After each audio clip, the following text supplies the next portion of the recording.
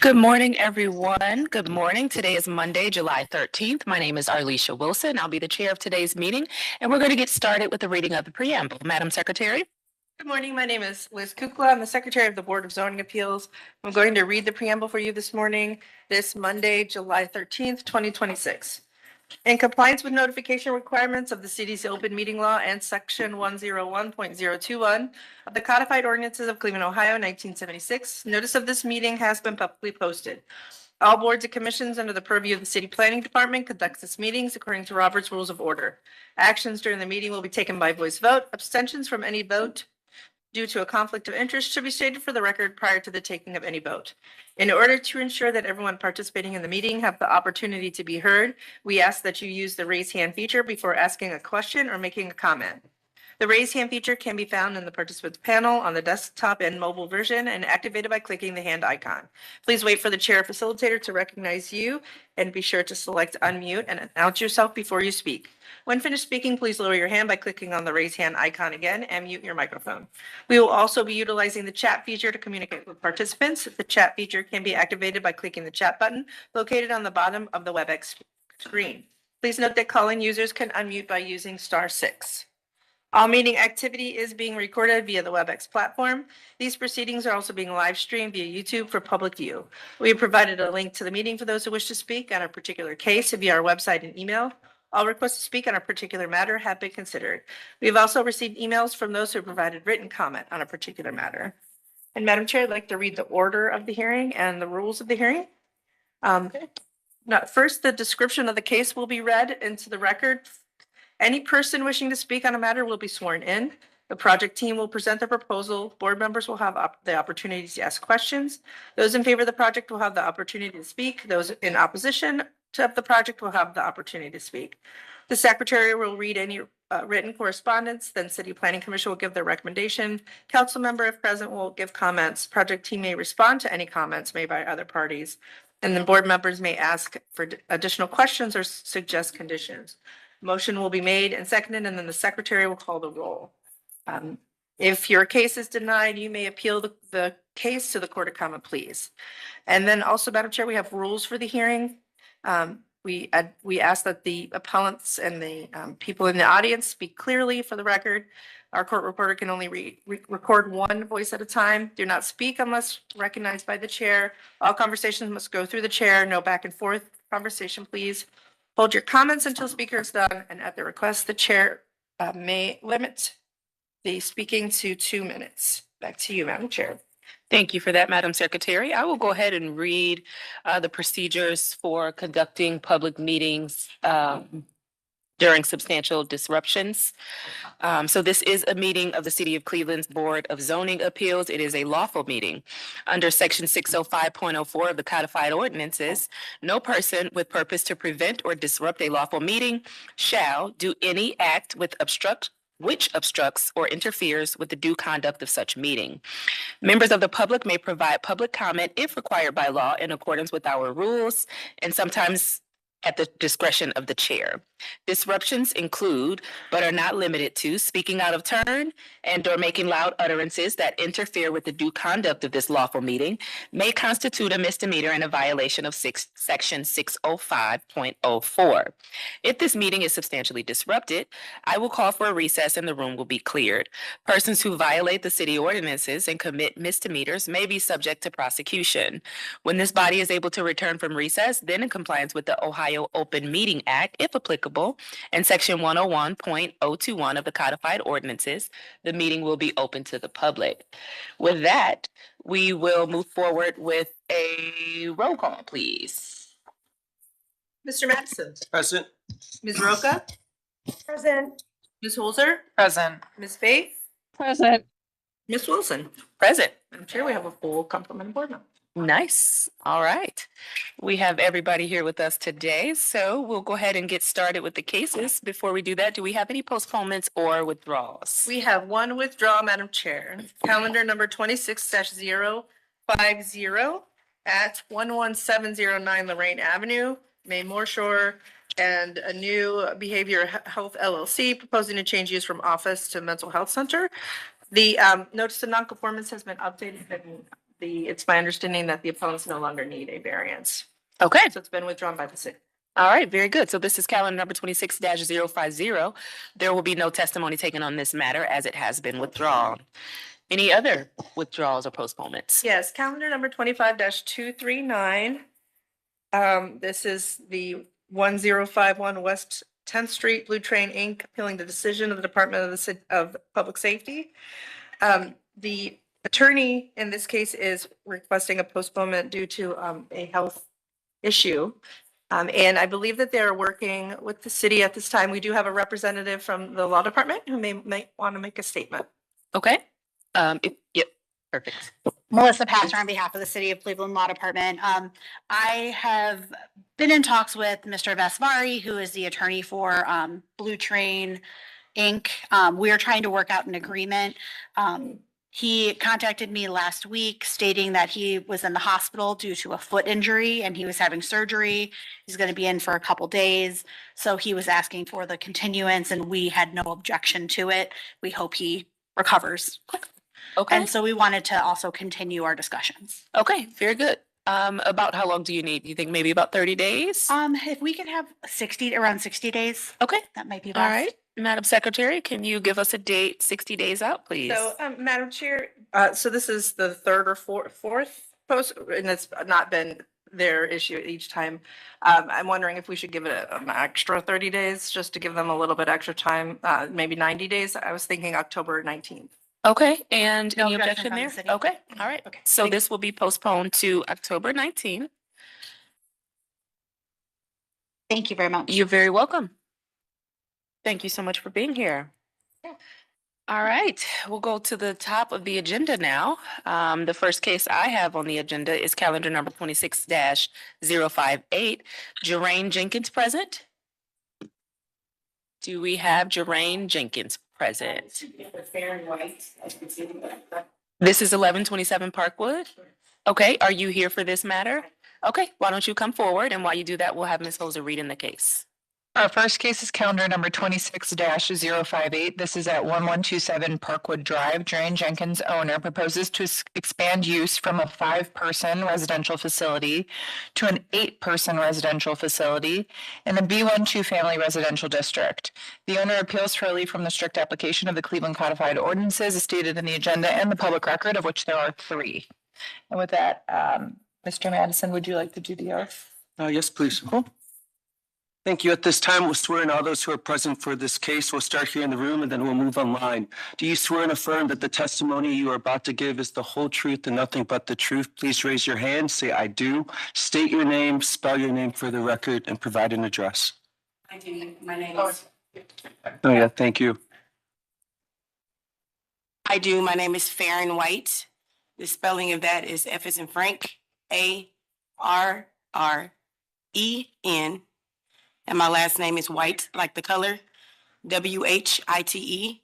And the property address is 1127 Parkwood Drive, Cleveland, Ohio, 44108. Thank you. Is there anyone else that would like to participate in this case? Going once, going twice. All right, Madam Chair, I'll turn it back over to you. All right, thank you for that, Mr. Madison. We'll go to the history of the property, please. Thank you, Madam Chair. I would just state that for the record, the owner is Jeraine Jenkins, and our records indicate that Farron White is the tenant. Okay, and we do have authorization from the owner for Ms. White to. No, I'm not seeing it in the file. I'm not sure if it's an email that just didn't get printed out or. Yeah, it's an email that didn't get printed out. I also have that on a PDF today as well. If I didn't know who I needed to send that to. That'd be but great. Yes. Yes, I can give you my my card before you leave. Okay, thank you, Elizabeth. Okay, Madam Chair, the history of this address, you may remember, I think the most pertinent information is that this board granted a variance in 2022, I believe. Let me check the date. Specific date is November 14th of 2022. This board granted a variance to establish use as a residential facility for 5 occupants in the B1 two-family residential district. There were no conditions placed on this variance at that time. And the testimony, in the testimony, there were no objections. There was support from the councilman via letter. And there was a petition of support from neighbors, and this was in 2022. Again, it was November 14th of 2022 that this variance was granted. And if you needed more on the history of this property, I could read it as well, but it is part of the record from 2022. Thank you. Okay. Is there anything else pertinent in the history to this particular variance? I would state only that the certificate of disclosure for this property, I believe, stated that the authorized use was as a one family, I believe. And that's all that I have. Thank you. All right, thank you for that. Can we have legal, please? Chair, members of the board, appellant is requesting a use variance and an area variance from the minimum distance requirements of the zoning code. To obtain the use variance, appellant must prove that denying the request will result in an unnecessary hardship particular to the property, such that there will be no economically feasible use of the property without the variance, will deprive the appellant of substantial property rights, and the grant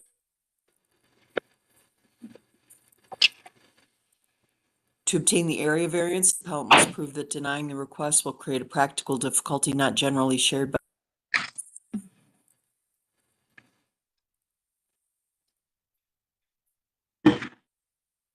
We lost you, Mary.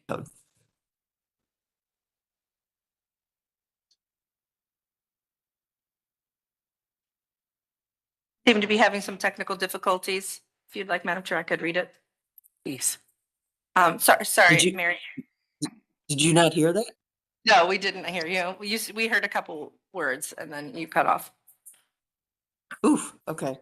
Madam Chair, members of the board, appellant is requesting a use variance and an area variance from the minimum distance requirements of the zoning code. To obtain the use variance, appellant must prove that denying the request will result in an unnecessary hardship particular to the property, such that there will be no economically feasible use of the property without the variance, will deprive the appellant of substantial property rights, and that granting the variance will not be contrary to the purpose and intent of the zoning code. Did you get all that? We did, thank you. Okay, to obtain the area variance, appellant must prove that denying the request will create a practical difficulty not generally shared by other land or buildings in the same district, will deprive the appellant of substantial property rights, and that granting the variance will not be contrary to the purpose and intent of the zoning code. All right, thank you for that. Madam Mary. Chair, may I make a correction to the history? Please. The certificate of disclosure that was issued in 2020 stated that the use of the property at that time was as a two-family. Okay. All right, thank you for that correction. We'll now go to Ms. White. You want to tell us about your variance request? Absolutely. I actually was here about 2 weeks ago in front of the Board of Commission.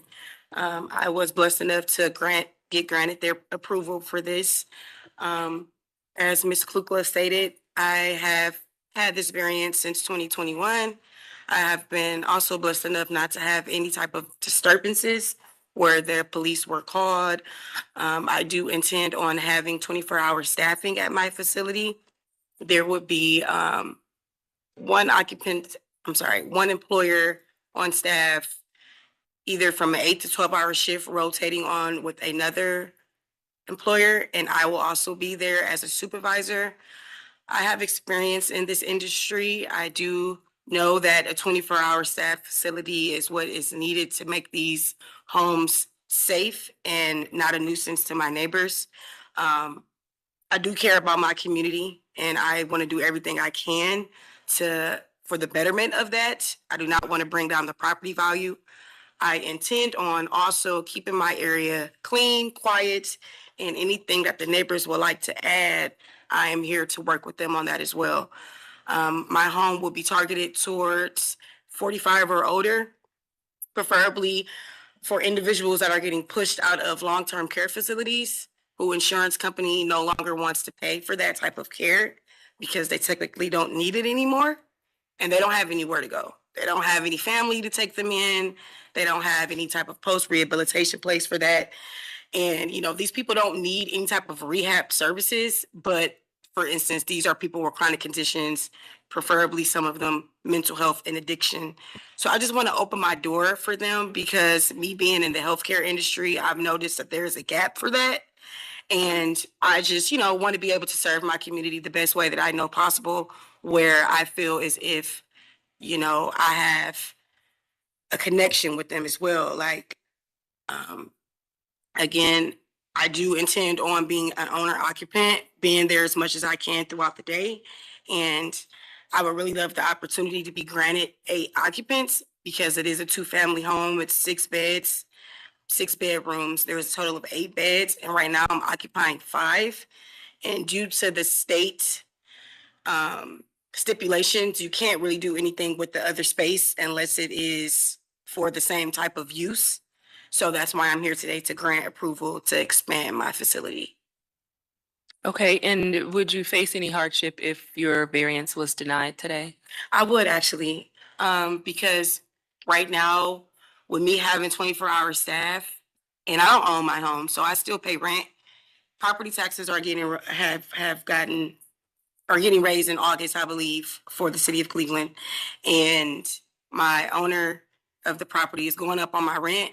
And to be able to care for these people, to provide 3 meals a day with snacks, and I also am responsible for utilities, rent, toiletries, anything that goes on in that home, I'm financially obligated for. And I don't have any issues with that, but by him raising my rent $800 is going to really cut into my budget. So I kind of need to expand to keep everything afloat and for the betterment of the building as well. Like, there's more things that I want to do as far as the outside area. Like, I would love to be able to afford a patio deck on the back in the backyard, and to also probably put like some gardening, pottery in the back there where the tenants can come out and engage in that. And it's just, more things I want to do to get them integrated in the community. And right now it's a little tight. Okay, any questions from the board? Yes, just Madam Chair, just through you, can you just refresh our memory just on the hours of operation? Is there any other changes that you kind of see with this request that hasn't been mentioned, or things remain the same as you're currently operating? Yeah, well, I would really love to increase to at least 2 employees during the daytime on a 12-hour rotating shift, at least 1 upstairs and 1 downstairs when it comes to medication administration assistance and meal preparation, and just to make sure that everybody is, abiding by the rules, and to help with laundry and things of that nature, just to get a better welled oil machine. I would really love to be able to bring on a 3rd staff member, but again, right now it's a little tight. And so it's just, right now it's just me and another employer, and we're pulling nighters. So I would really love to help her out as well, to give staff, because this is my baby, this is my business, and I really do appreciate her for all of her hard work. But I don't want to put that on somebody else and not be able to be as flexible with her as I can. So yeah, I would love to hire more staff. Thank you. And through you, Madam Chair, what are the hours of operation that you currently have? So it is a live-in residential group home. So it's open 24/7.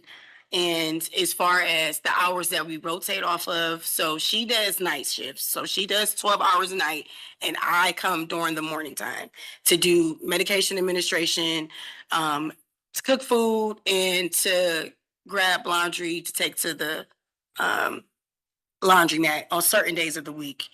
And, I just also pop in, pop out throughout her shift as well, if she has a family emergency or something like that and whatnot. And we also have a community with other group home owners in the area that also assist if needed. Thank you. All right, any other questions from the board? Madam Chair, I just want to clarify, if I'm remembering correctly, when Ms. White was before us before, I believe we limited it to 5 occupants, so she could operate but have proof of concept. And then we asked her to come back when she was ready to expand. Am I correct in that, Ms. White or Ms. Kukla? Madam Chair, to Ms. Bates' comments, I don't see it in the testimony, in the resolution, but I do see that just for clarification, I think that it would be important to note that there was no condition put on this. I think in the past, when, when it's what you're speaking of, when it's sort of like a, let's just do this, limit it for now type of situation, we would have put that into the conditions, and I don't Right. see it, I don't see it there. I would have to listen to the recording again to get that information. I'm sorry. That's fine. That's fine. That's all I just was wanted to make clear if that was the case on this one or not. So that's all I had. All right, thank you, Ms. Faith. Do we have any other questions from the board? Yes, Madam Chair, through you to the appellant. This is a six-bedroom house. Can you please describe for the board where the additional occupants will reside in the house? Yes, so this is a 6-bedroom facility that has, 4 single beds, and then 2 of the bedrooms have double beds. So it has a total of 8 beds. For the state, as far as their stipulation goes, it does meet the requirements to be able to occupy up to 8 residents. So there's plenty enough room, there's plenty enough of extra curricular space as well for them to not be on top of each other. There's 2 baths, 4 baths, and 2 full kitchens. There's also 2 full living rooms and dining rooms. Thank you. Thank you. All right, any other questions from the board? Madam Chair, I do have a question. So it sounds like when you first came to the board for the initial variance, there was some good conversation with your councilman and your neighbors. Has there been any conversation with your neighbors about this request? Not to my knowledge, there has not been any conversation. I mean, I do feel like, it's a group home. People always have their stipulations and when it comes to mental health, but, I just try to just keep my business as professional as possible. And, I haven't had any disturbances, any police called on me or anything like that. Not saying I'm perfect, but I'm just, being transparent right now that I'm not 100% sure, but I'm not sure if there is anybody that's against it or anything of that nature. But there were signs posted, there were letters mailed out as well. Okay, do we have any correspondence, Madam Secretary? No, Madam Chair, we do not have any correspondence that I see. And just for the record, we did send out 27 notices. Okay, I do have something from city planning. okay. A motion form of support. I'm not sure if anybody was here from the city to read that, but I could.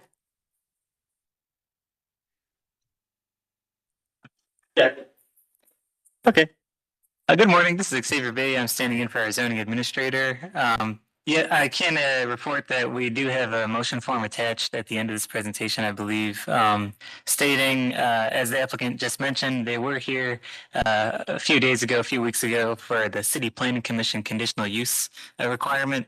Because the property is exceeding 5 occupants. Any large state licensed residential care facilities are required to get conditional use approval from City Planning Commission. And so that commission, City Planning Commission has granted their conditional use approval and stating the rationale that the context, character of the home fits the same context of the neighborhood. There's not any external changes, things of that nature. Okay, thank you for that. Does that raise any questions for the board? All right, hearing none, I'll entertain a motion, please. Madam Chair, motion to approve calendar number 26-058. Thank you for that, Mr. Madison. Do we have a second? I'll second. All right, thank you. Can we call the vote? Ms. Roca, Yes. Ms. Holzer, Yes. Ms. Faith, Yes. Mr. Madison, Yes. Ms. Wilson. Yes. Calendar number 26-058 is granted. This will be ratified next Monday. We will send you a letter, but you can contact us next Wednesday for further instruction. Okay, thank you all so much, board. I really appreciate this. You're very welcome. Good luck with your project. Thank you. You guys have a good day. You too. Next, we have calendar number 26-067. Do we have Derek Maxfield present? All right, I can see you coming forward. I'll have Ms. Hoser read in the case. And Madam Chair, just for the record, I will be recusing myself after I read it in. Our next case is calendar number 26-062. This is at 4214 Apple Avenue. Derek Maxfield, owner, proposes to install 80 linear feet of 6-foot-high semi-privacy wood fence and gates in an actual side street yard and rear yard, and 15 linear feet of 4-foot-high semi-privacy wood fence in the actual side yard in the B12 Family Residential District. The owner appeals for relief from a strict application of the Cleveland Codified Ordinances as stated in the agenda and the public record, of which there is one. And with that, I will hand it over to Mr. Madison for the oath. Thank you. At this time, we'll swear in all those who are present for this case. We'll start here in the room and then we'll make our way over to those who are online. Do you swear and affirm that the testimony you're about to give is the whole truth and nothing but the truth? Please raise your hand, say I do, say your name, spell your name, and provide an address for the record. I do. My name is Derek Maxfield, DEREK MAXFIELD. And the address is 4214 Apple Avenue, Cleveland, Ohio, 44113. Thank you. Is there anyone else present in the room or online? Going once, going twice. Madam Chair, back to you. All right, thank you for that. Can we have history of the property, please? Thank you, Madam Chair. I would just like to state first that this was publicized as calendar number 26-062. That was a minor typo when we sent out the notification. So just for the record, I should state that the actual calendar number is what you see before you, 26-67. Okay, it doesn't seem like anything that should jeopardize public notice just by having the wrong calendar number. Would you agree with that? Yes, I agree. Okay, And we do have that waiting period, 7 days. So if something comes up this week, we will definitely let you know. And, okay, we can hold Proceed ratification if accordingly. so- Okay. there's an issue. perfect. Thank you. Madam Chair, there's been no change in the zoning for this property since 1929. In our Records Administration Office, we found that, sorry. I apologize. There were no records in our Records Administration Office for this address. There are no variances on file. And then in the more recent history, we see that in April of 2022, a permit was issued to remove and rebuild interior of after a fire, I believe. 2021, there was a certificate of disclosure issued stating that the authorized use of the property is a single family. And then there is one variance on file in calendar 24-130 in September 16th of 2024. This board granted a variance to the same owner to erect a one-story frame detached gable garage in a B12 family residential district. And this was granted without any conditions. And the date of that again was September 16th, 2024. And that's all that I have. Thank you. All right, thank you. Can we have legal, please?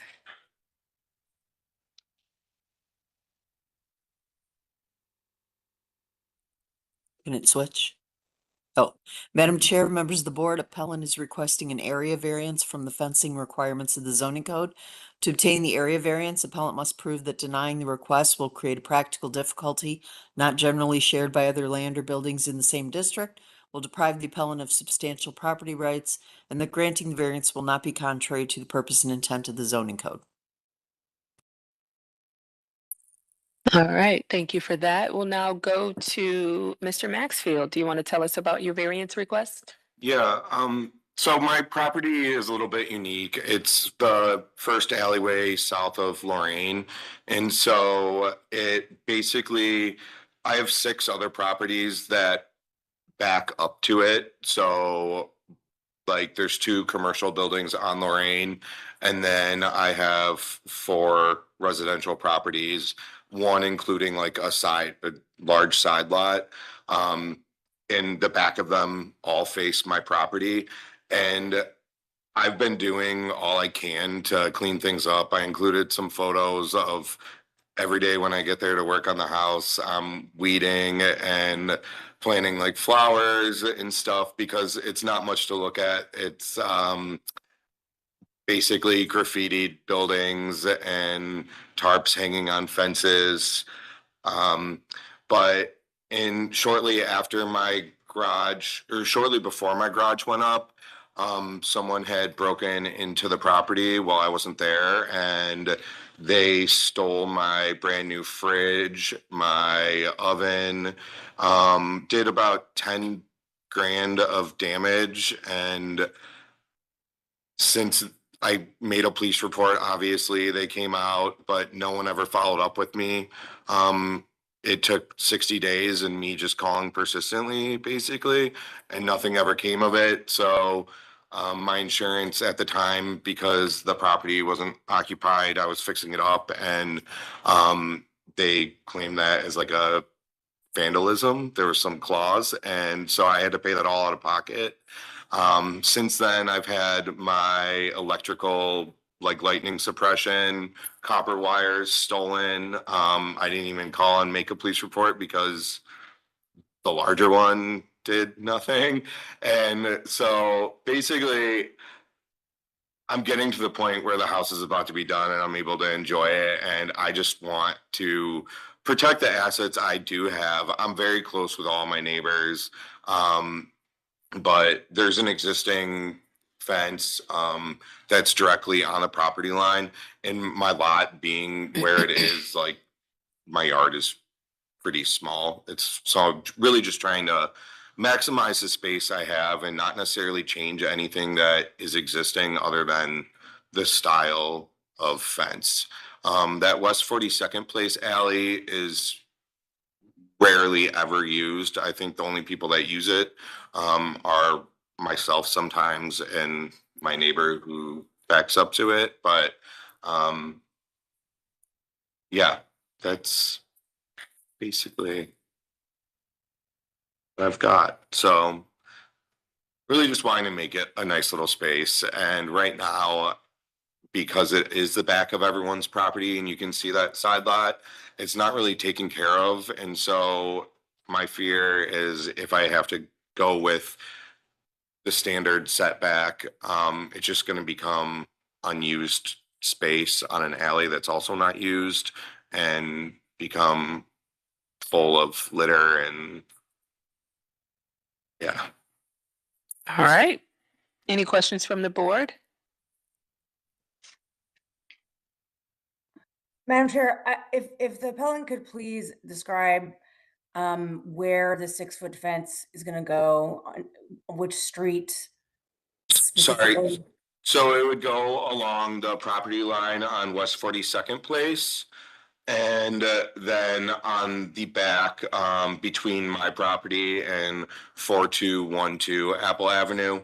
I'm actually a rear lot, so my address is 4214. So where you see the green, and then between the garage and the house, there would be a gate there.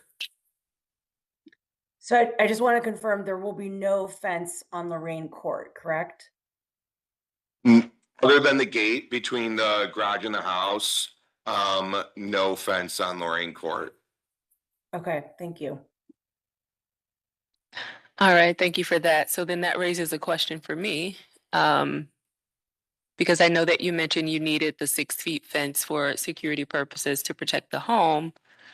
How then is security going to be maintained if the fence doesn't go around the entire perimeter? Sorry, it would go around the entire perimeter because the garage would be the connecting point.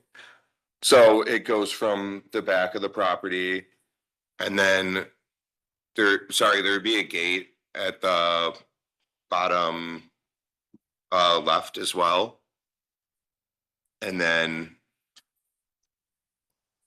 can I go up there and point? Please, Is that yeah, easier? yeah.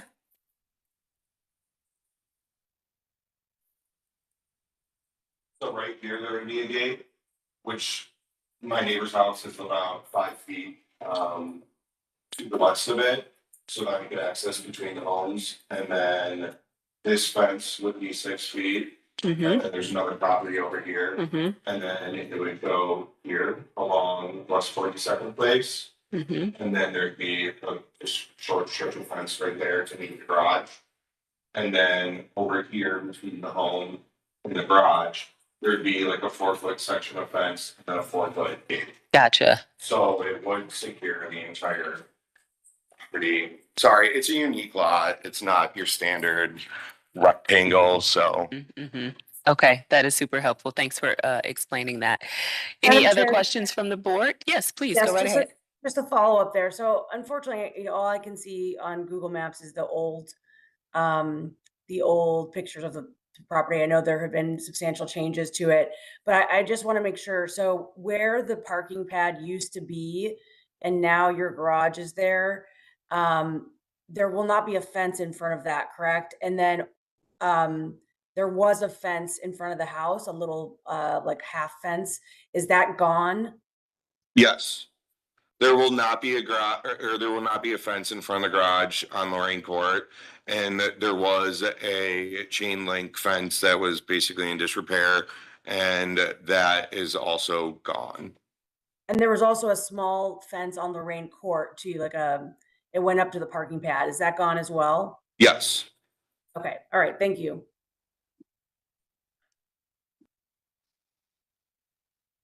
All right. And you see no need to have the fence go around to enclose the garage? I don't think it needs to. I was more concerned about just having the yard enclosed. Okay. All right. I just want to make sure that we cover everything so you don't have to later decide you need it and need to go Yeah, back. no, honestly, I don't see why I would need Okay. that for any reason. I park in the garage when I'm there, and so. Okay. And I would just add, Madam Chair, that I'm frequently on the street. And I would add that adding a fence there would inhibit visibility for cars and any pedestrians that are walking there. So that's why I'm asking these questions. I want to make sure there isn't a fence on Lorraine Court because it would really reduce visibility. Nope, no fence. It would go to the back of the garage. Okay. Perfect. Any other questions from the board? All right. Any correspondence, Madam Secretary? No, Madam Chair, I don't see any. All right. Any comments from the city? Good morning. This is Xavier Bay standing in for our zoning administrator. There's no opposition from the city planner, Brittany Pavone. All right. Thank you for that. There are no questions from the board. I'll entertain a motion, please. Madam Chair, motion to approve calendar number 26-062. All right. Thank you, Mr. Madison. Do we have a second? Is I'll it 7? second. Sorry, was that? Just update, it's 067, not 062 for the record. All Thank you. right. No problem. So we have a motion on the floor to approve calendar number 26-067. Do we have a second? I seconded, Madam Chair. All right. Thank you, Ms. Faith. Can we call the vote? Ms. Roca, Yes. Ms. Faith, Yes, Mr. Madison. Yes. Ms. Wilson. Yes. Calendar number 26-067 is granted. This will be ratified next Monday. We will send you a letter, but you can contact us next Wednesday for further instruction. Awesome. Thank you very much. I appreciate it. You're very welcome. Good luck with your project. Thank you. We'll now call calendar number 26-068. Do we have Rory Flynn present? Yes, I'm here. All right, very good. We'll have Ms. Hers go ahead and read in the case, please. Our next case is calendar number 26-068. This is at 2661 East 126th Street. Rory Flynn, owner, proposes to change use from a 2-family to 3-family in a B1 2-family residential district. The owner appeals freely from a strict application of the Cleveland Codified Ordinances as stated in the agenda and the public record, of which there are 2. And with that, I will hand it over to Mr. Madison for the oath. So Rory, I will swear you in for this case, and then if there's anyone else that would like to join, we'll come to you next. At this time, do you affirm that the testimony you give is the whole truth and nothing but the truth? Please respond if I do. Say your name, spell your name for the record, and provide an address. I do. My name is Rory Flynn. That's RoryFlynn. And My address is it's an owner occupied. And so I live at the address, which is 2661 East 126th Street, unit number 2, Cleveland, Ohio, 44120. Thank you. Is there anyone else that would like to speak for this case? Going once, going twice. Madam Chair, back to you. All right, thank you for that, Mr. Madison. Can we have history of the property, please? Thank you, Madam Chair. There's been no change in the zoning since 1929. In our Records Administration Office, we found that in 1921, a permit was issued to erect a garage. 1931, a permit was issued to erect a dwelling addition in the rear. There are no variances on file. And then in the more recent history in our Acela system, we see that there was a certificate of disclosure issued in 2022 stating that the authorized use of the property is as two-family. I think that's all that I have that's relevant. Thank you. All right, thank you for that. Can we have legal, please?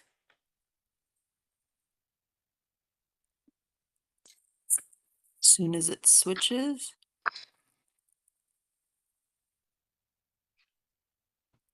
Madam Chair, members of the board, appellant is requesting a use variance from the requirements of the zoning code. To obtain the use variance, appellant must prove that denying the request will result in an unnecessary hardship particular to the property, such that there will be no economically feasible use of the property without the variance, will deprive the appellant of substantial property rights, and that granting the variance will not be contrary to the purpose and intent of the zoning code.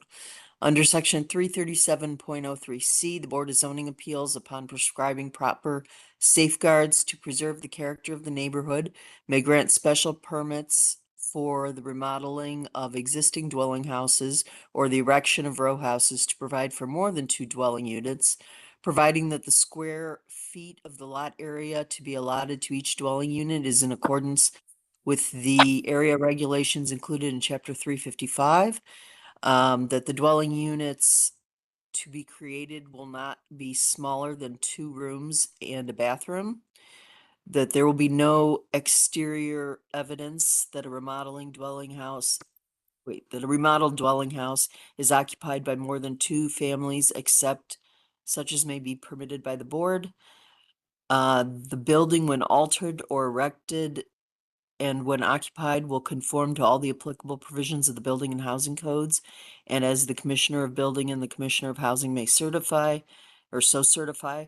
And finally, that garage space or hard surfaced and drained parking space will be provided upon the premises for the cars of the families to be accommodated on the premises at the rate of not less than 1 car per family. All right, thank you for that. We'll now go to you, Mr. Flynn. Can you tell us about your variance request? Yeah, I purchased the property in late 2022. One of the reasons why I purchased it, obviously I love the neighborhood and I like the house a lot, but it's because it had a finished 3rd unit. It was already existing and it had when I purchased at the time, it wasn't being rented out, but the owner showed proof of it being rented out in the past. And so I just thought that was unique and I always wanted, something like a 3 unit. And so we decided to remodel the property, or specifically to remodel the 3rd unit because it needed a lot of work. Um, we decided to pursue the Home Heritage Program, which is done through the Cleveland Restoration Society, if you're familiar with that. And the big focus on gaining financing was to again focus on the 3rd unit and to remodel it. Unfortunately or unfortunately, that's kind of ballooned up to taking care of everything with the whole entire property, especially when it comes to mechanicals like plumbing, electrical, and HVAC. And so, um, I guess I'll dive into the unit itself first. It is a completely separate unit with a separate entrance. It's not one of those 3rd units or attic spaces where you got to walk through a unit to get to it or anything like that. Um, so it has its own entrance and it also has an existing 3rd meter already. Um, Again, I'm going back to when I purchased the property, I knew it needed a lot of work and it was going to be a substantial remodel, but it already kind of had the infrastructure there, like the 3rd meter, like some of the plumbing and whatnot. Um, and then as far as the parking situation goes, The back concrete pad in the back is 23 feet by about 50 feet. And on my site plan, I try to draw out like an estimated, not parking lot, but like parking lines where each car would park for each person. But either way, just from my neighbor's house, they have a 3 unit as well. It doesn't seem to be an issue with fitting 3 cars back there. And so yeah, and then as far as how the remodel itself for the project or for the 3rd unit, as you can see there, I plan on making it not a studio, but it'll be a 1 bedroom, 1 bath, 1 full kitchen. Um, as far as the square footage goes, it's a little bit tricky with the slanted ceilings, in terms of what exactly is counted. But I know in the appraisal, it said somewhere close to 400 square feet for that 3rd unit. As far as financial hardship, we've used this financing, or I guess the better way to put it, we justify the financing because of the rental income that this will produce, to kind of offset those costs. And those costs I'm already paying, by the way, because we got approved for the loan, we got approved for the money. And so I'm already, just to be transparent, I'm already facing a little bit of financial hardship just because I'm making payment on a loan that I haven't even touched yet. Um, as far as the substantial property rights, or I guess a violation of my property rights, this unit has already existed, like I said, before I bought it. I don't know for how long. My best guess would be about 10 years or so. And so I feel like it would be a violation of my property rights because I would be being punished for bringing this to light and trying to actually bring it up to code and make it safe for any tenant that's living there. And then for the purpose and intent of the zoning code, I don't believe I'll be infringing on any of my neighbors. They haven't had an issue with it before, with it being a 3 unit. And so I can't imagine that they would have an issue now, especially with parking being taken care of, and no substantial difference to the exterior besides, I'm doing siding, but that's it. So that's all I have for now. All right, thank you for that, Mr. Flynn. Do we have any questions from the board? All right, hearing no questions, do we have any correspondence, Madam Secretary? I received an email from Councilman Blaine Griffin this morning expressing his support for the variance. Okay, thank you for that. Any comments from the city? Good morning. My name is Xavier Bay, standing in for our zoning administrator. But we do have a comment from the neighborhood planner, Kenya Gray, stating there's no opposition to the 3rd unit here. All right, thank you. One last call to the board for questions. Seems like we've covered everything. All right, hearing none, I'll entertain a motion, please. Madam Chair, motion to approve calendar number 26-068. All right, thank you, Mr. Madison. Can we have a second? I'll second. Thank you, Ms. Faith. Can we call the vote? Ms. Roca? Yes. Ms. Holzer? Yes. Ms. Faith? Yes. Mr. Madison? Yes. Ms. Wilson? Yes. Calendar number 26-068 is granted. This will be ratified next Monday. We will send you a letter. You can contact us next Wednesday for further instruction. All right, you're all set, Okay. Mr. Flynn. Thanks for being here and good luck with your project. Thank you. I appreciate it. No problem. We're going to go to the next and final case of today. That is calendar number 26-069. Do we have someone present from South Shore Homes, Inc.? All right, come on forward to the table. And while you do that, we'll have Ms. Holzer read in the case. Our next case is calendar number 26-069. This is at 3368 East 113th Street. South Shore Homes, Inc. owner proposes to expand from a 9-occupant residential care facility to a 16-occupant residential care facility in a B1 two-family residential district. The owner appeals for relief from the strict application of the Cleveland Codified Ordinances as stated in the agenda and the public record, of which there are 2. And with that, I will hand it to Mr. Madison for the oath. Thank you. At this time, we'll swear in all those who are present, and then we'll move online. Please raise your hand. Do you swear and affirm that the testimony you all are about to give is the whole truth and nothing but the truth? Please say your name, spell your name, provide your address for the record. We'll start here with you, Councilwoman Gray. Good morning. Councilwoman Gray, RAHRY. 601 Lakeside Ave. Thank you. We'll move over to you, sir. Michael Bloom, MICHAELBLOOM, 2294 South Green Road, University Heights, Ohio, 44122. Thank you. Tamika Morgan. Mr. You're the folder too. I do. Oh, I do. Tamika Morgan, TAMIKAMORGAN, address 2894 East 117, Cleveland, Ohio, 44120. Thank you. I do. Robert Burrell, COLBERTBURRELL,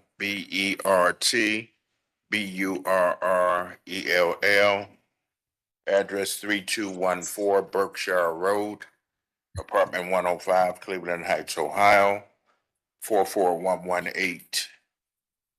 Thank you. All right, this time we'll move on live. I see there's a raised hand. A couple. I can't read that far, but please unmute yourself and same thing. You swear to affirm that the testimony you're about to give is the whole truth and nothing but the truth. You'll say your name, reply if I do, spell your name, and provide an address for the record. Good morning. My name is Hanan, CHANAN. Last name Oxenhandler, OXENHANDLER. I do. Hold on. 35 Wait, that's way too fast. I'm sorry. Can you spell your last name again for us? OXENHAND as in David, LER. All right. Good, thank you. And then please unmute yourself. Yep. Chuck and Karen. Charles Gerheim. I do. I do. Charles Gerheim, CHARLES GERHEIM. I do. Karen Gerheim, KAREN. Last name GERHEIM. The address is 1478 Lakeland Avenue, Lakewood, Ohio, 44107. Thank you. Is there anyone else that would like to speak for this case? Going once. Twice. Back to you, Madam Chair. All right. Thank you for that, Mr. Madison. We'll go to history of the property, please. Thank you, Madam Chair. I do see the councilwoman is here. I wonder if we should go forward with any more testimony if she is here to request a postponement? Or is she okay with going forward with testimony this morning? I want to, thank you for that. I want to hear what the progress, what's been going on with the home and from the owners of the group home, because I have not initially been really involved in it per se to see to know the process. So I want to get the feedback from them first before I make a comment, because I have comments that there's no hearsay, but other residents, I thought they would be here. That's why I'm here as well, because I got a couple calls. So I want to hear from them first. Okay. Okay, thank you. All right. Thank History you. of the property. Thank you, Madam Chair. There's been no change in the zoning since 1929. And our Records Administration Office, we found very little, only that in 1923, a permit was issued to erect a garage. In 1982, a permit was issued to demolish a garage. But then we see a variance in calendar 49-107 to allow the owners to erect an addition and suite to a mixed-use building to establish use as two-family dwelling with a store. And then there is one other variance on file, Madam Chair, in calendar 24-112. This board granted a variance in October 14th of 2024 to establish use as a residential group home. And this is one, Madam Chair, where we did put restrictions. There were conditions placed on it. The board expressed concern about the number of residents, believed that 2 people per room was too many, and asked the appellant to reduce it to 1 person per room. The board granted the variances.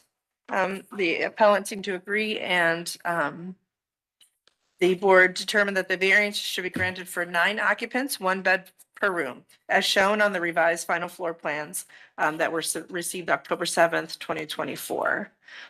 And I think that's all that I have that's relevant. Thank you. All right, thank you for that. Can we have legal, please? Madam Chair, members of the board, appellant is requesting a use variance from the requirements of the zoning code. To obtain the use variance, appellant must prove that denying the request will result in an unnecessary hardship particular to the property such that there will be no economically feasible use of the property without the variance, will deprive the appellant of substantial property rights, and that granting the variance will not be contrary to the purpose and intent of the zoning code. All right, thank you for that. We'll go to the project team. Who would like to speak first? I guess I could speak. All right, just state your name and go right ahead and give your comments. Sure. Michael Bloom. I'm the operator of this facility. Make sure that you speak loud enough. I need your voice to carry to my court reporter over there. Sure. Michael Bloom. I'm the operator along with my partner, Hanan Oxenhandler. Do you mind if I go through the presentation slides or you want me to just talk first? No, please, go right ahead. Okay, so first we're going to show the site plan. This is the front picture of our building. The next slide you will see from the blueprints, the street where we're located on the corner. We have East 113th and Regalia Avenue. Our main entrance is where that exit is on East 113th Street. The next slide. Okay, that shows our building. You'll notice in this picture from Google Maps as of this past week, it still hasn't been updated, but if you notice the earlier picture where there was that truck in the field, that house right immediately adjacent to us is gone. It no longer exists.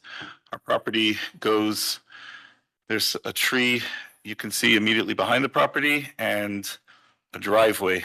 That's basically our property over there, that entire backyard. Right now there's an empty field immediately next door, and we are on the corner as far as other properties go. You'll see from the pictures on the next slide what it currently looks like. So this is currently without the house there, what our building looks like. On the next slide, and you can see the backyard there. So we chose this location initially because of its location. We're right off of Kinsman Road. We have bus lines running down East 116th, down Kinsman, and we're about a block and a half from Union, the other direction where there's other buses. So our residents can hop on a bus and really be anywhere in the city that they need to get to. Many of them actually walk down to Buckeye where they have friends and whatnot.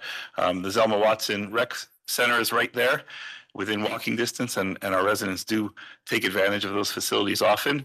We have the Luke Easter Pool, as well as the large park there. There's an Aldi's, so for groceries, if they ever want to buy their own stuff, there's a Kinsman Market and a Family Dollar as well right there. When we initially opened up, there was a CVS, which has since closed down and is now a urgent care. So we couldn't control that, but it is central, and our residents have been happy with the location from that. And the next slide, please. So here's just some of the services that we provide to our residents. We have 24-hour residential support. We don't have staff there 24 hours a day, but we have staff overnight. We have staff that's there for breakfast, lunch. I'm in and out most of the day as well. We serve 3 meals a day. We do individualized care planning. We work with all of our residents on life skills. We make sure to help them make sure that they take their medicine. With our license, we're not allowed to actually hand them their medicine. We have to put it on the table and they take it themselves. So we monitor that and make sure that they're fully taking their medications. We're also checking their health and wellness. We coordinate their transportation to wherever appointments they need. And of course, we give compassionate and dignity. Next slide, please. So you could see from the picture, we're not your typical 2-family house. We have that additional storefront, which you'll get to see pictures soon of what that added for us. We have over 900 square feet of indoor recreation space on the second floor, first floor, and basement. We have 200 square foot washing machine room with a double set of washers and dryers. We have 1,500 square feet of gated backyard space. We give 3 meals a day. access to fruits and vegetables and other snacks 24 hours a day. Next slide, please. So all of our residents, because we're a level 2 facility, have to be self-sufficient. They have to be ambulatory and be able to care for themselves other than the services that we provide. So we're allowed to assist with their own taking of medication. We cannot hand them medication, but we ensure that they're taking their medication at the correct times. We have to provide meals for them and a comfortable bed to sleep. Most of our residents suffer from dementia, schizophrenia, depression, and we have a strict rule that we do not accept child molesters or sex offenders. We actually had one that a caseworker tried to slip through us, and we were able to catch it through our questioning and assessment methods, and we didn't accept that resident at that time, and we were able to fill that bed with a different resident who fit our criteria. So we try to be good neighbors as best as we can. We ensure that, you know, the residents stay within our property boundaries. They're not wandering around the neighborhood other than going off towards Kinsman to catch a bus or to walk to the stores or wherever else they like to go. We have meetings regularly during the week with the residents, with the staff, following up on everybody's conditions. We have security cameras every inch of the building that's not a private area. So other than bathrooms and bedrooms, we have security cameras covering every inch of the property.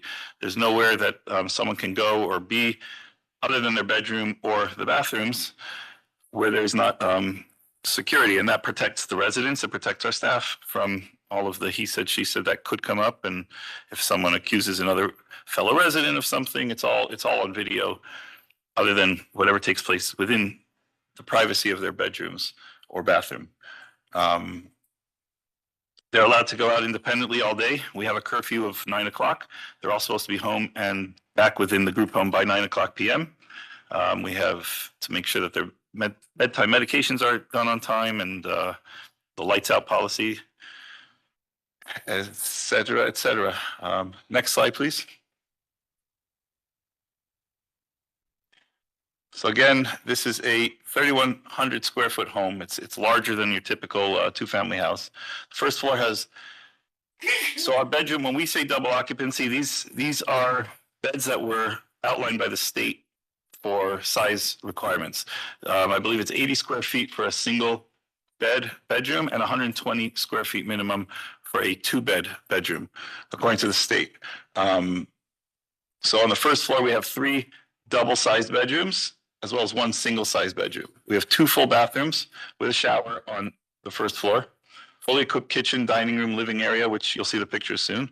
Second floor has 4 double occupancy sized bedrooms, 1 single occupancy sized bedroom, 2 more full bathrooms with a shower, a kitchenette with a coffee station, and another living area with a TV of 130 square feet. The basement rec area is 360 square feet, where we have an additional TV, a foosball table, a punching bag, and some other recreational items. We have a half bathroom in the basement, and we have a double laundry room. So we have 2 sets of washers and dryers in the laundry room as well, which is in the basement in a separate room from the recreation area. The front half of the basement, underneath that storefront, is our storage room. It's a pantry. It has a low ceiling, so it's not really conducive for recreation space, but we use it for storage of pantry items and other odds and ends. The next slide, please. So here's the layout of our first floor. You can see the large living recreation space in the front, as well as the 3 double-sized bedrooms. None of them, only one of them is actually at the minimum of 120 square feet. The rest of them are larger than the minimally required 120. The single bedroom is 95 square feet. And then that study at the back is our office. Next slide, please.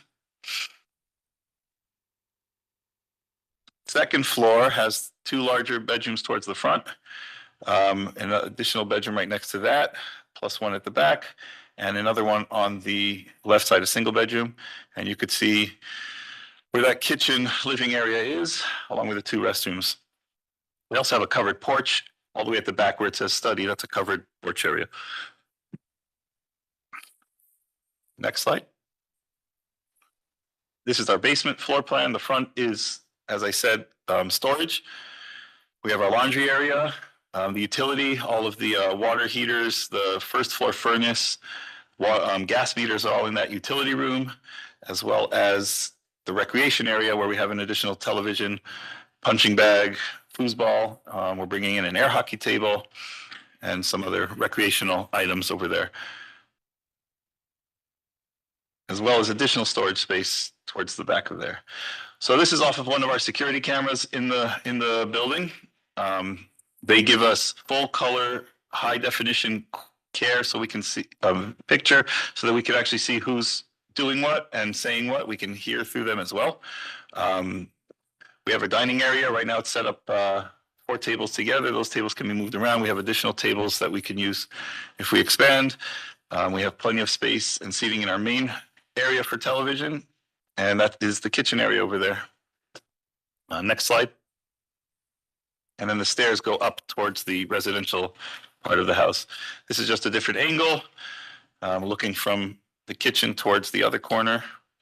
On the right is the main entry door where everybody comes in and out from the building, and those stairs to the left are where they go up into the residential section of the building. The door all the way to the left corner is down to the basement underneath that room. Next. So just some more pictures of the living area in use. They use it for games, they watch TV, eating. It's really the main hub of the building, the main hangout area. All right, next. Another picture, we could go through this. We've already seen that's the kitchen. The second floor, this is our recreational area on the second floor. Again, we have a TV, coffee station with an extra sink if someone wants to wash up. We try to keep some snacks up there as well. And having these separate recreational areas allows, people need their space. It's a bunch of people, so we have plenty of space for everyone to kind of separate themselves and have their own space. We also allow the residents to have their own personal televisions in their bedrooms. So they have those, and anyone that does has to have headphones so they're not disturbing their roommate. And they do have curfews for those televisions at certain hours so that even the light's not bothering their roommate if they're trying to sleep. This is our basement. There's our laundry room. We have a nice folding table for all of the laundry. We have our 2 sets of washer dryers, and there is the rec area. We have a TV. Nice big punching bag. There's a half bathroom right behind him where he's punching the bag, and our foosball table. Next. Okay, so the next few slides we're going to show some of the different rooms. Here is our pantry. We have a pantry area as well as the office at the back, and then some of the hallways and staircases. And you could see our color theme. We didn't keep it drab and white. It's very cheery, bright colors. We wanted it to really feel like a home and people to feel happy when they walk through our facility.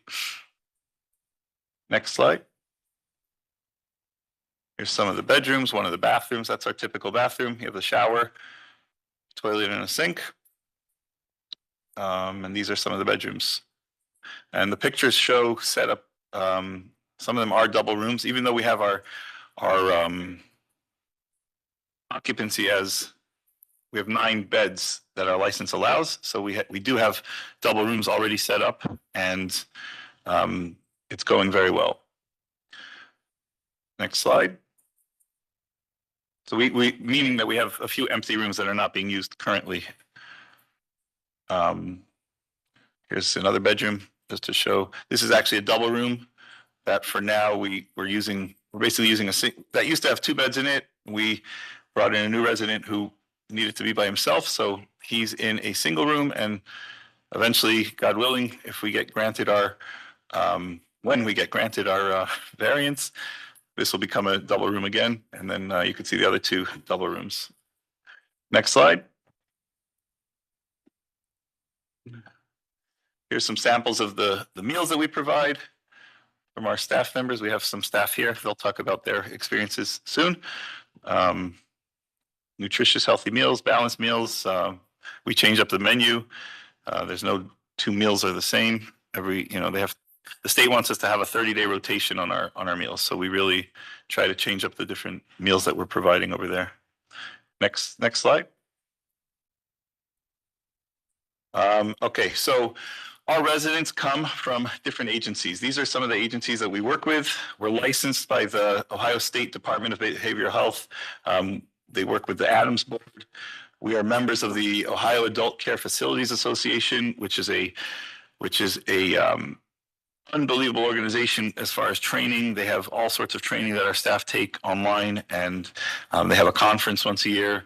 NAMI is the National Association of Mental Illness, the Greater Cleveland area, where we work with them. I'll show you in the next slide how we work with Metro Health and the Project Dawn. So our residents come from different agencies. We don't get anyone off the street. Everybody comes through a caseworker. Those caseworkers come from Signature Health, the Centers, Murtis Taylor, and Sherrick. We work with Harm Reduction Ohio.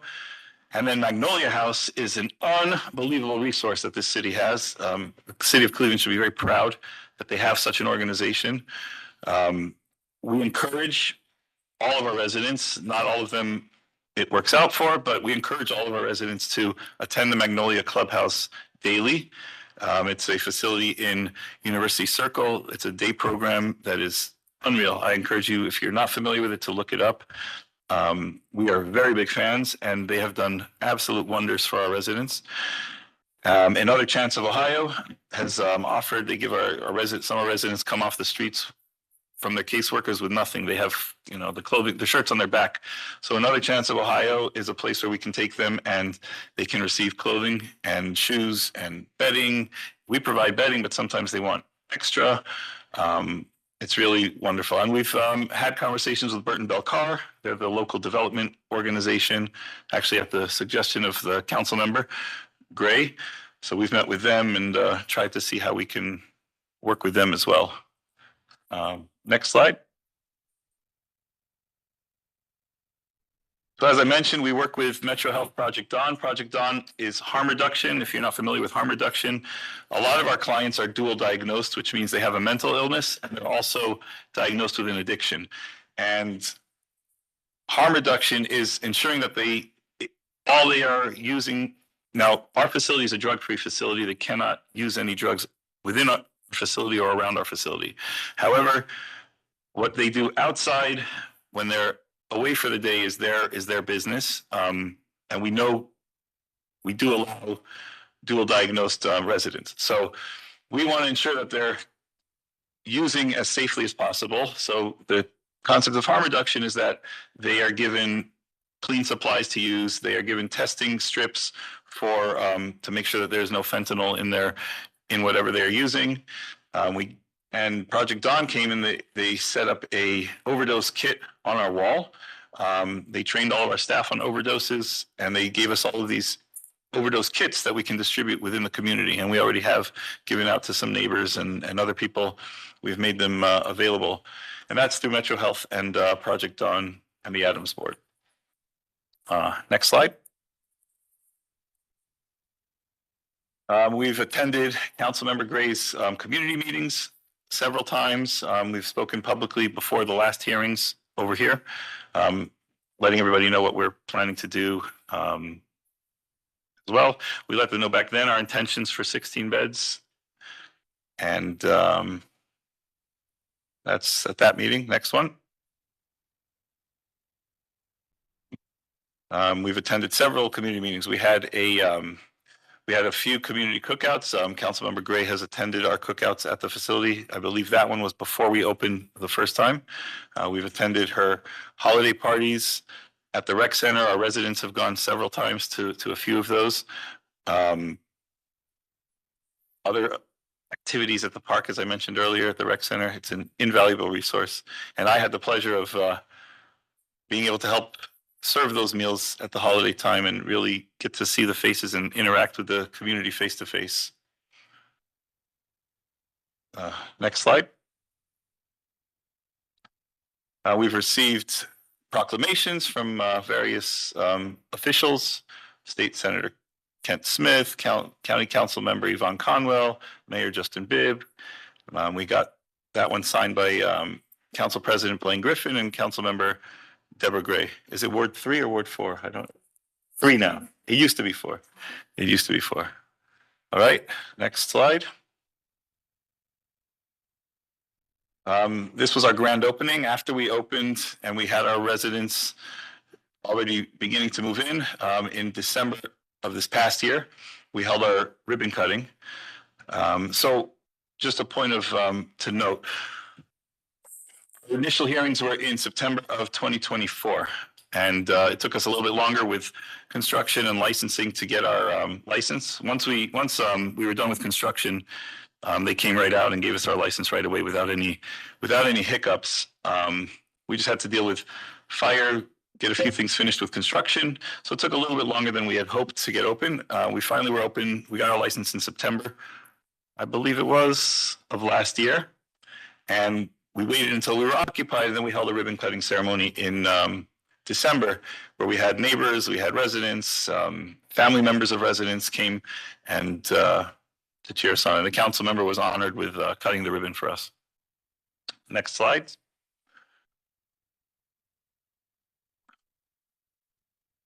Recently, we had a 250th celebration at the group home.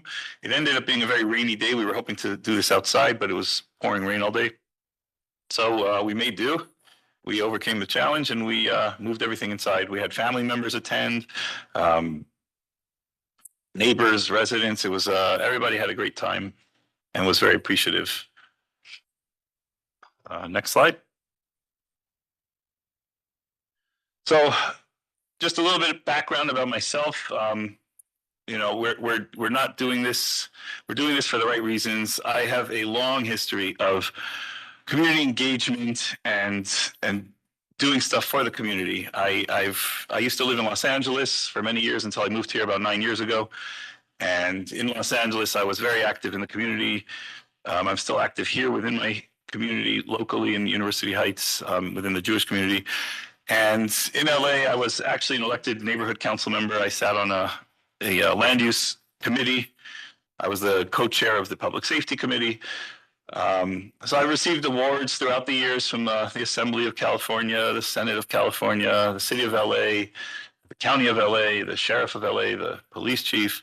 I helped run a volunteer ambulance organization. I'm a certified EMT and still maintain that. And my proudest achievement was in 2015, where I received an award under the Obama administration from FEMA for individual and community preparedness, building resilience in diverse communities. So I really felt that that was like the pinnacle.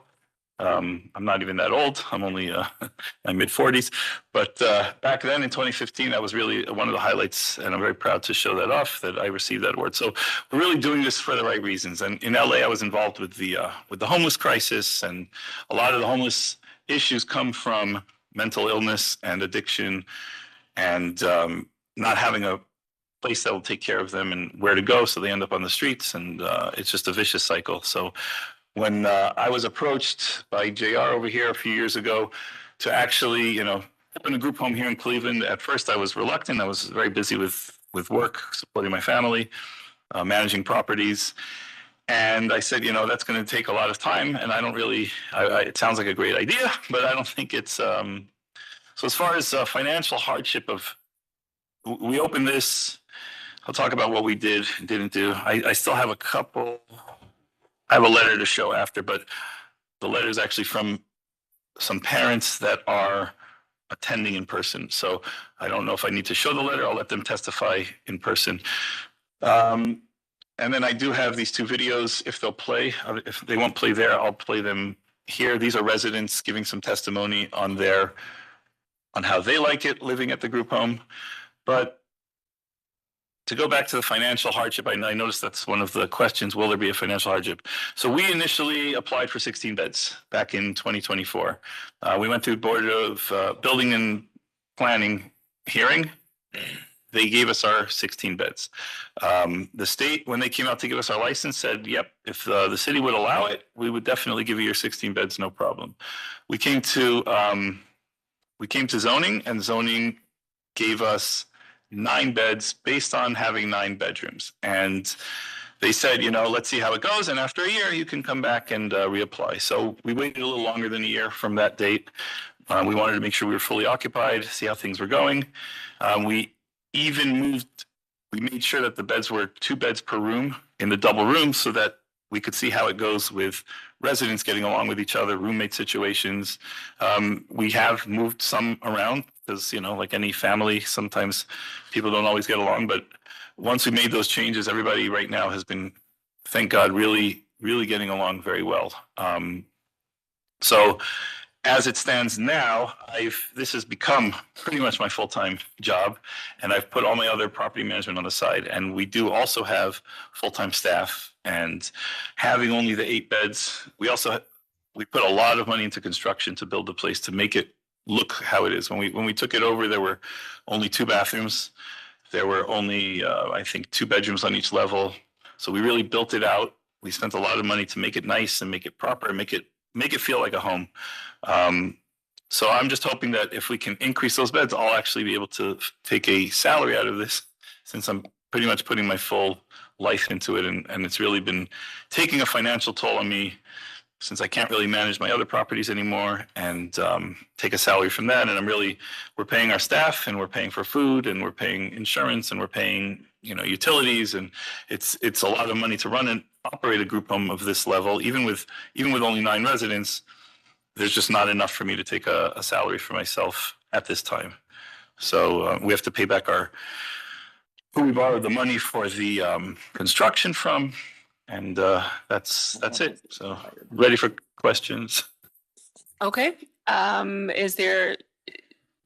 Do you think someone else wants to speak? I know that we have Mr. Oxenhandler. Do you wish to provide comments at this time? No, I'm Michael's partner, and I want to thank the committee for listening to us and for this presentation. I just want to make sure that you know, this location became occupied almost instantly. We're getting calls daily from case managers to see if there's any way that, you know, residents are moving out or if we can occupy more beds. Unfortunately, we've been full from day one. I think pretty much Michael covered everything, so I do want to give an opportunity for staff and some other individuals that are on with us here today to be able to make some comments. Thank you. All right, thank you. I actually had one more comment I forgot to mention. So we're licensed for 9 beds. One of our staff actually resides in one of those beds. So the way that it works with the state is our license is for 9 beds. It doesn't matter if they're residential beds or staff member beds. So we're actually giving up a bed of income to have a staff member living there. And that's been beneficial. Having a staff member there at night, overnight, is beyond beneficial. There are times when residents wake up at night and they need a staff member to be there to know what's going on and to be there for them. So we really only have the income of 8 beds, even though we are licensed for 9 beds. Okay, that is noted. Thank you. I will now turn to Tamika Morgan. Do you want to give comments? Yes. Hi, my name is Tamika Morgan. I'm a staff member at Brightbridge. I've been a STNA since 1996. I have never worked at a group home where the pantry was full, or even that I felt safe without being on camera. So when I go to work, I don't feel a fear of being jumped on because everything is being monitored for me. I help prepare most of the meals for the holidays. It's a great place to work. Like, out of my years of working, that's probably this is the only place that I've ever worked that I feel safe. And the residents are loving, they're caring. If they have a question, they come and they ask me. I don't get a lot of behavior issues to where, you know, you gotta feel like you're scared to work. They sit outside, I sit outside with them. We do like movie night. I kind of try to make it fun. Like, for their birthdays, I ask them what meal would they like. So we just had a client, his birthday just came up on Father's Day, June 21st. And he said that he really loved tacos. So I did a taco party for them. with everything that they wanted, and we had cake and cookies and ice cream. So it's a very good place to work. I really like being there. Okay, thank you for that. I'll now turn to Mr. Burrell. Do you have comments? Yes, I do. Okay. Hi, my name is Colbert Burrell. I've been knowing Michael Bloom and Anon for quite some time. In fact, Michael is the one that got me into property management, but I've been doing group homes for about 14 years. Hanan and Bloom, what I call them Hanan, they're dedicated to this project. You know, they put a lot of time, a lot of effort, a lot of finances to make it what it is. I volunteer there. And they take suggestions from me and my 14 years of experience. It's a good place. The residents love it. It's safe. Like Mike says, it's cameras everywhere. And that makes it safe for everyone, including staff, because you're dealing with mentally ill people. And you just never know what kind of bag they're going to come out of. So having the cameras and they're being monitored, it's good. It's good. They eat good. They're treated good. Because if you go to some of these other group homes, I have a cousin that lives there.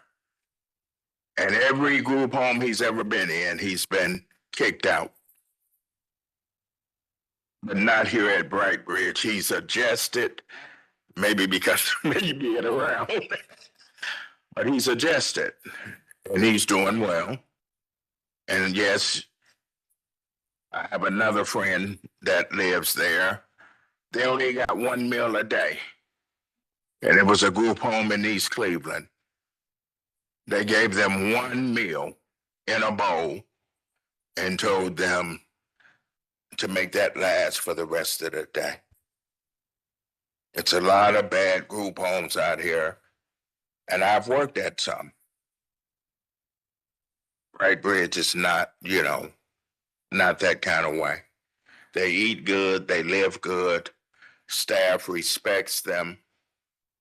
Tammy is a really big asset because she's a great cook, because she has a big family. So that's really all I say. I commend Mike and I commend you for their efforts and all their hard work. Okay, thank you for that. I'll now go to the Gerheims. Would either of you like to provide a comment? Yes, we certainly would, because our son is the most stable and the happiest he has ever been in any location. And we are frequent visitors. So as you can see, we're pushing our 80s here. If we were to die tomorrow, we would know that he was in a very good place for him, that the care is superior. The people really care about each of the residents.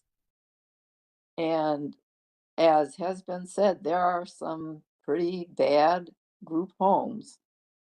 And our son has been in some of them where the funds that were available were taken for kitchen redo, and the residents were getting less to eat than you would feed a 5-year-old.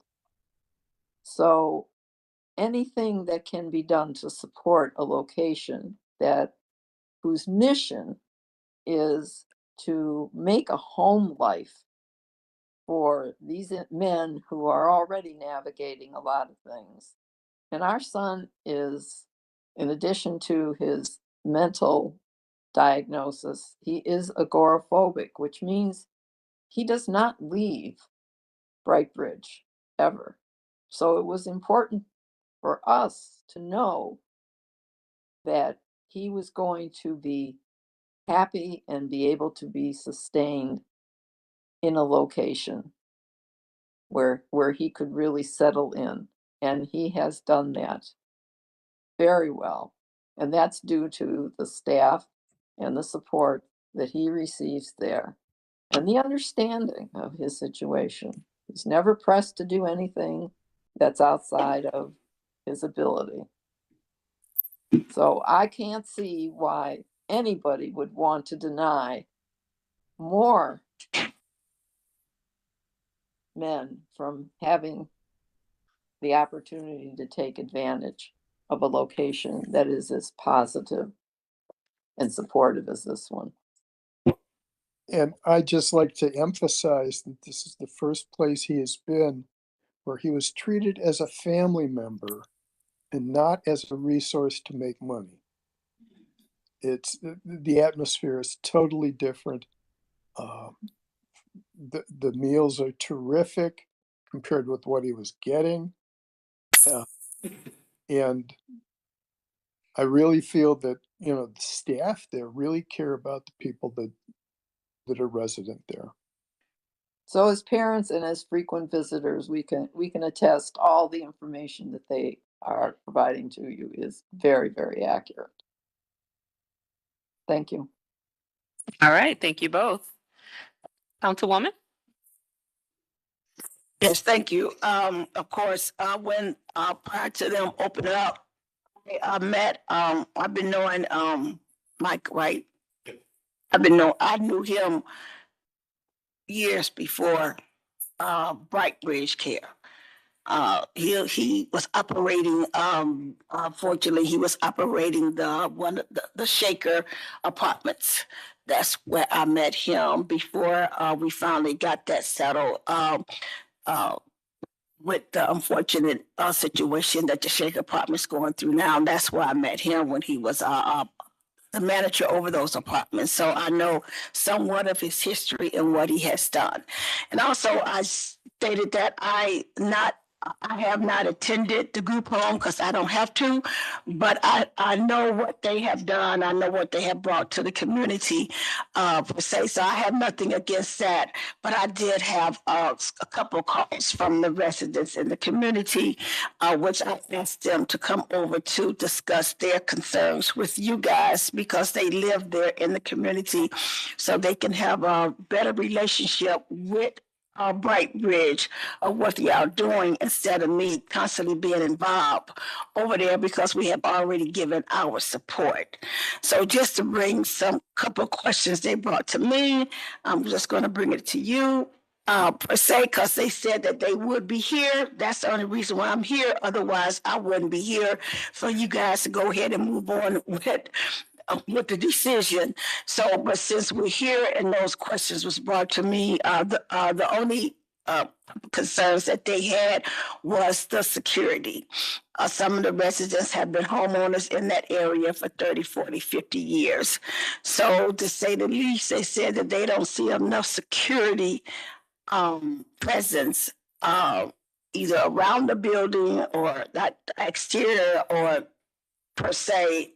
Is the security inside or is it outside? So that's one of the questions you guys need to address, how the security secure for the residents to be secure, for them agreeing with the presence of the building of Bright Care in the neighborhood. And that's one of the reasons why you guys had open house. And that's something that was discussed through the open house, that would be present for the residents to know that security is present for them to be comfortable to agree what you guys are doing in the neighborhood, because that is a residential neighborhood and most of them are senior citizens, that live in place. The second question is that came to my attention, which I can't ask, and maybe is there how you pronounce your name, young man? Xavier? As David can answer, came to my attention was due to you guys approved for 9, now you want 16, have the building inspector come in during this time frame for you guys to move forward with 16. Because I was here in the hearing when you had it, and I think the building inspector supposed to came in to inspect. If I recall, they supposed to came in to inspect prior to you coming forward, asking for the extra, 9 more, residents? You know, so has that been done? So these are just basic questions that the residents would like to know. Have those two, things been done in order for move forward to, to the 16 hole? So they're not against it per se, since they were so involved in the beginning, because you did those couple of events, and you brought them in. These are the questions, they won't answer. Sure. I'll answer those too. So as far as security, are you talking about hiring a security guard, or what type of security procedures do we have for our residents? That's something that you need to probably open up your door to have the residents know the process of what you're doing with security, because that was discussed at the events, that you guys had. Okay. And they want to know, do you have security still in the building, around the building? So we have a locking door with a security gate. We have cameras as well as a monitored alarm system that can be set at night. So there is a security alarm. And as well as the cameras, we have a full 360-degree view around our property as well. As a matter of fact, there was a shooting incident prior to our opening. The police came and were able to utilize our footage, and they actually caught all of the suspects. Because of the clear quality of our cameras, they saw the faces of each individual that were involved in that shooting. They sped around the corner, ended up almost crashing into our building, and fled on foot. And the police were able to utilize that footage very well. As far as the building, so there is one more thing that we have to do to make it that the building will increase our occupancy permit, and that is adding fire sprinklers. And we are not going to go through that expense until we are approved. Obviously, any approval can be made conditional on the occupancy permit and building and housing and whatever they need to go through, and fire and safety as well. That is a major expense, like probably $50,000 that we're going to have to invest in. We're just not ready to do that type of an outlay until we know that we have a reason to do it. Right now, as it stands, we're fully compliant with fire safety, fully compliant with building and housing. We have our certificate of occupancy. They've inspected the building. Fire inspector has gone through the building. The only thing we will need to increase is that fire sprinkler system, and we can't afford to make that kind of a layout of money until we know that we're approved by zoning, even if it's conditional on, getting that done and getting that certificate of occupancy increased from the 9 to the 16. So yes, we have been in communication with building and housing, and does that answer those questions? Or I hope so. I didn't have the questions. The resident called me with the questions, so does I'm that going answer what you can to. bring back Hold to on one the? second. You can only have one person talking at a time. Right, I don't exactly. want to Exactly. confuse our So- court reporter. Exactly. So, Councilwoman, you have the floor. Yes, so I will let the resident know to come over to the facility to have for them to know those questions was answered. But however, they still will have to come over to discuss those matters with you guys per se. Sure. Because they're not here. I see that they're probably not on Zoom, but that's something that you and your team need to stay engaged with the residents who approve the facility in the residential area with senior citizens living in place. So understand that's their security. That is their security, and they became uncomfortable with that because there was no sight on scene that they assume security be sight on scene and not security cameras and security lock of the building. So have a open door discussion tour from time to time, so they are welcome to come in like you set it up in the beginning, so they can be reassuring that operation is still the same, and they and you guys are still engaging with them. That's all I'm Absolutely. asking. And so feel free to share my cell phone number with them so they can be in contact with me. We do have one resident, Charlie. She lives up the block. She definitely comes by and checks in, and she's seen the facility. But I would even go as far as to say, if you would like to schedule a site visit yourself with them, we can give a full tour and address their concerns on site. Okay, if I can't make it, I'll make sure they can. There's a make it. lot of houses in the neighborhood. I don't know specifically which of those neighbors are the ones bringing those concerns, but absolutely, they can feel free to Okay, talk I to us. will discuss that with her and have her call you. You know exactly who she is, but I'm not gonna put her out here Okay. on the sure. street because she did not come, and she really expressed that with me. But also, I want to say thank you. Also, want to ask Xavier about the building process, because I know Building and House, he said that they will come in and do their inspection within the year, I believe, prior to the 16th. You know, am I speaking that correctly? You know, do I remember that, Xavier, from last year? Good morning. My name is Xavier Bay, standing in for the zoning administrator today. Through the chair, typically the building and housing inspection process will happen after this phase of review. So first, like typically the zoning review will take place. After that, during the building code review is when the inspections are actually taking place. So I guess in simpler terms, it'd be after this process. Perfect. Thank you for that, Mr. Bay. Do we have any correspondence from the city planners on this one? Yes, so this is Xavier Bay again. I'll just continue on here to elaborate that this case has actually been approved through the City Planning Commission for the conditional uses to go over 5 occupants for a large state licensed residential care facility. Sorry, this motion form didn't make it into the presentation, but this actually was approved back in 2024. City Planning Commission had granted conditional use during the first time this applicant came forward to allow up to 16, but then the Board of Zoning Appeals had limited the maximum count. Okay, thank you for that, Mr. Bay. Any questions from the board? Yes, Madam Chair. To the appellant, excuse me. First, I want to thank you for your very detailed presentation. We appreciate all the information you've shared with the board. It really helps to assess the variances. So thank you for that. So I would just like the appellant just to testify as to adding these new occupants that, oh, excuse me, I'm having a little bit of a coughing fit here. That they will have enough space that that the facility will not be overcrowded.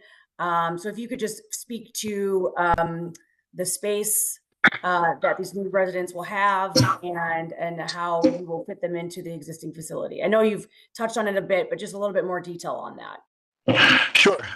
So as we showed in the earlier slides, pictures, we currently have several completely empty rooms because, like I said, the reasoning that the board came up with last time for 9 residents was that we had 9 bedrooms, and we were always hoping, and then they told us to come back after a year and see how it's going. So we decided that we're going to test out having 2 beds per room in the double rooms that are allowed, so that we'll see how it goes and make sure that there's enough space. So right now there are literally vacant bedrooms sitting there.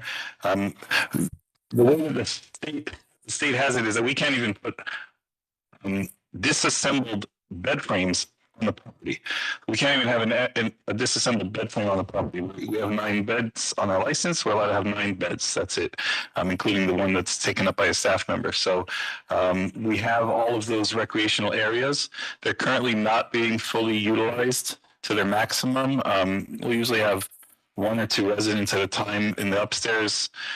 Down in the basement is at most, if ever, once a week, someone will go down there and use that TV and hook up his gaming systems to that TV, and the main rec room as well.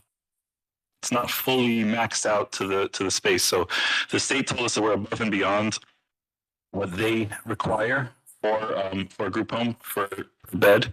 We've gone above and beyond. We have And God willing, we plan on doing a few more improvements. We want to put up a pergola in the back, so when it's raining, they can sit out there and smoke in the backyard, and some other things that we're hoping, once we get the increase in beds, we'll have some more funds to do as we go. You know, we slowly growing and adding as we go. The punching bag, that came last week. That was a donation from someone, and you know, we're just slowly increasing as we go. But definitely, we feel, and the state agreed with us, that we exceed the minimum square footage required for those extra beds. Thank you very much. So my question is around the operations. So it seems like you've established very good operations for the 9 occupants that you have. Well, 8, since one is a staff member. What adjustments do you plan to make in terms of your operations that will accommodate then 16 people? Because that's a completely different operating structure than, you know, only 8 members. Definitely. So right now, our daytime staffing is minimal. We have a lot less residents home throughout the day. Like I said, most of them go to the Magnolia Clubhouse. They're away most of the day. They actually even feed them lunch over there. Obviously, with more residents, we're going to have to hire more staff and increase the hours of the current staff that are there to just cover the regular just cleaning chores, and laundry is going to increase, and you know, all of that. Shopping, our food is going to go higher. We're going to have to be making more food, so they'll have to be preparing the meals for longer times than they currently have to. So we've already anticipated that, and you know, obviously we'll have to adjust as we go, but we're definitely increasing staffing hours, as well as looking at a 3rd staff member already to bring on. Do you plan to sort of increase the residents incrementally, or will you just throw in an additional 9 at one time? So the way that it works, they don't just come all at one shot. It takes time. There's a process. The caseworkers, usually they're in another facility, so they'll get word that they're going to be ready to move out. It's usually at a minimum 30 days from when they contact us until everything's processed. We verify that they're a good fit for our home, and they get brought in. We meet with the caseworkers. We go over their jacket. We look at their history of their mental illness, and if they've been incarcerated, what they were in for, if it was anything violent or whatnot, to make sure that it's a good fit. So, you know, it wouldn't be a instant. It takes time. It took us 3 months minimum, more than 3 months to be fully occupied. So first we had 2, and then a 3rd, and so it's slowly, and then everyone slowly adjusted to each other and got used to it. And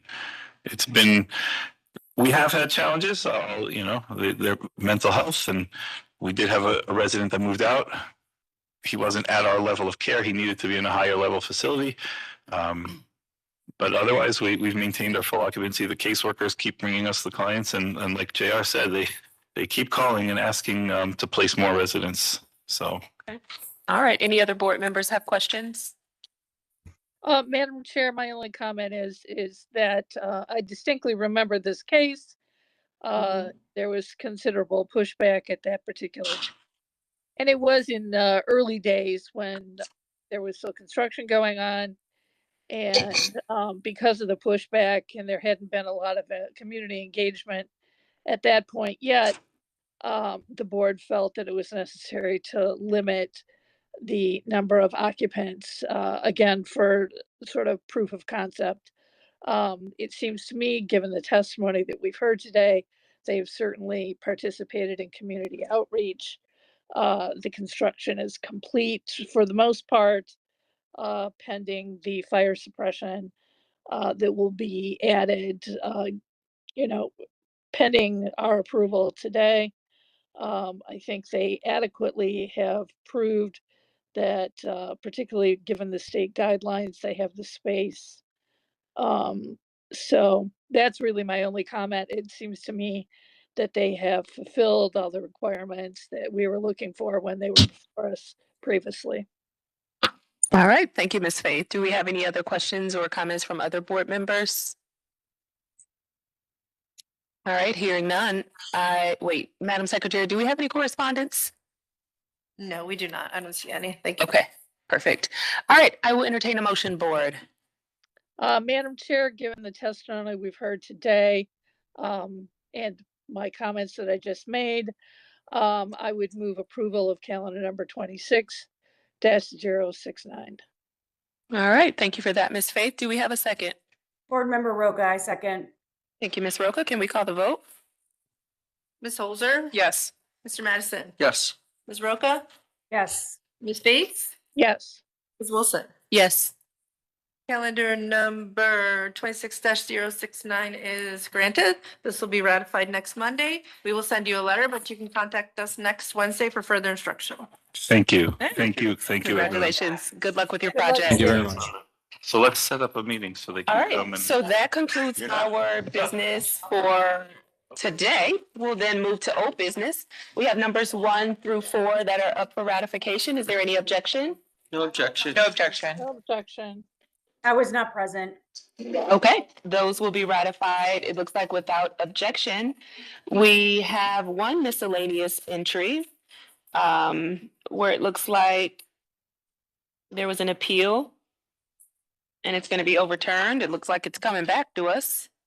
Actually, we haven't been informed that it's coming back to us. It has been sent back to the Court of Common Pleas. But we are being told at this time, our decision is being considered as being overturned regarding the use at 4100 Franklin Boulevard. It was a drop-in Youth Center. center, and they are at this time not allowed to use it as such. And more information will be provided in coming days. Okay, all right, we'll stay tuned for that additional information then. It is now 11:25 and we are adjourned. Have a great day, everyone. Thank you. See everyone. You too. All right.